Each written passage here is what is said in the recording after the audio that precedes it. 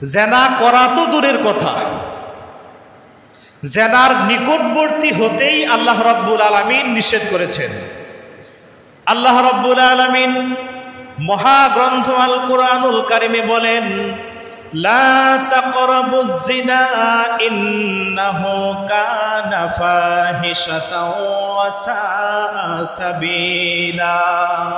আল্লাহ বলেন, লা তাকরাবুজ জিনা, তোমরা জেনার নিকটবর্তী হইও না, নিশ্চয়ই এটা সব থেকে অশ্লীল একটি কাজ এবং যৌন কামনা চরিতার্থ করার সবচেয়ে নিকৃষ্ট একটি পন্থা। আল্লাহ পাক পবিত্র কুরআনুল কারিমে অন্যত্র বলেন, লা তাকরাবুল ফাওয়াহিশা মা যাহারা মিনহা ওয়া মা বাতান। অশ্লীল গর্হিত কাজ, নিন্দিত কাজ, জেনা ব্যভিচার, এটা প্রকাশ্য হোক কিংবা অপ্রকাশ্য হোক, অশ্লীল কাজ প্রকাশ্য হোক অপ্রকাশ্য হোক, এর ধারের কাছেও তোমরা যেও না। ফকি আবুল আইস সমরকন্দি রহমাতুল্লাহ আলাইহি তিনি বলেন, প্রকাশ্য অশ্লীল কাজ বলতে এখানে সরাসরি জেনা ব্যভিচারকে বোঝানো হয়েছে, আর অপ্রকাশ্য অশ্লীল কাজ বলতে জেনা সংগঠিত হয় তার পূর্বের যাবতীয় কাজ, কথা বলা, চোখ দিয়ে দেখা, তাকানো, হাত দিয়ে ধরা, অবৈধভাবে চুম্বন করা, এসবকে বোঝানো হয়েছে। রাসূল পাক সাল্লাল্লাহু আলাইহি ওয়াসাল্লাম বলেছেন, বনি আদম সন্তান চোখের দ্বারা জেনা করে, হাতের দ্বারা জেনা করে, পায়ের দ্বারা জেনা করে, কানের দ্বারাও জেনা করে। এজন্য আল্লাহ রাব্বুল আলামিন আমাদেরকে পবিত্র কুরআনুল কারিমে বারবার সতর্কবাণী দিয়েছেন।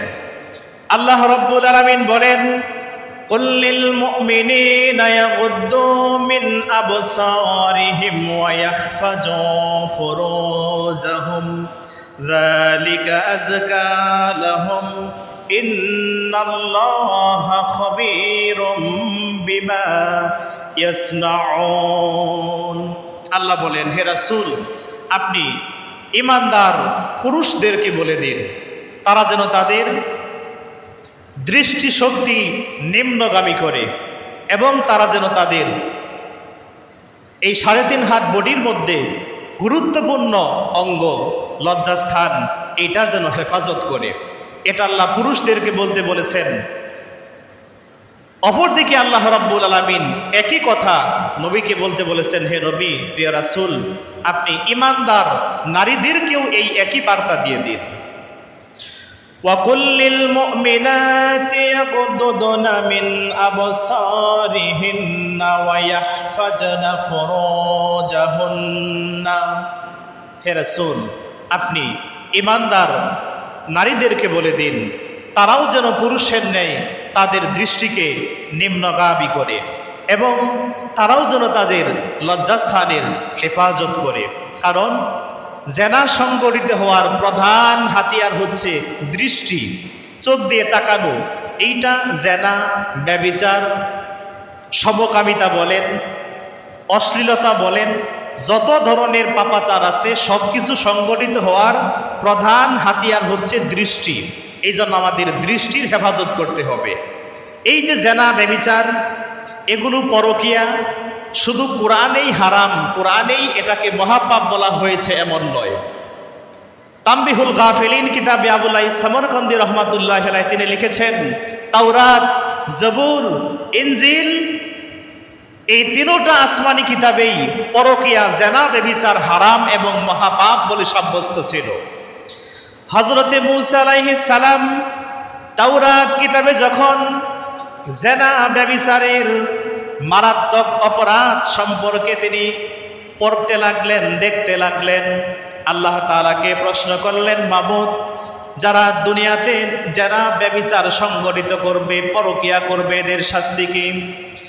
আল্লাহ রাব্বুল আলামিন জানিয়ে দিলেন, রে মূসা, জেনা, ব্যভিচারকারী নারী পুরুষকে জাহান্নামের এমন পোশাক পরিয়ে দেওয়া হবে যেই পোশাকটা যদি দুনিয়ার সব থেকে বড় বড় পাহাড় পর্বত, Himalaya, Everest, Alps, Alaska, Mount Everest, এই বিশাল বিশাল পর্বতের মধ্যে যদি ওই জাহান্নামী ব্যক্তির জাহান্নামের আগুনের পোশাকটা ছেড়ে দেওয়া হয়, সেই বিশাল বিশাল পর্বতগুলো চূর্ণ বিচূর্ণ হয়ে মাটির সাথে ধুলায় মিশে যাবে। নাউজুবিল্লাহ মিন যালিক। তাহলে আমরা এই সাধারণ মানুষ, 3.5 হাত বডির মানুষ, এটাকে আমাদের সহ্য করা সম্ভব? কখনো সম্ভব নয়।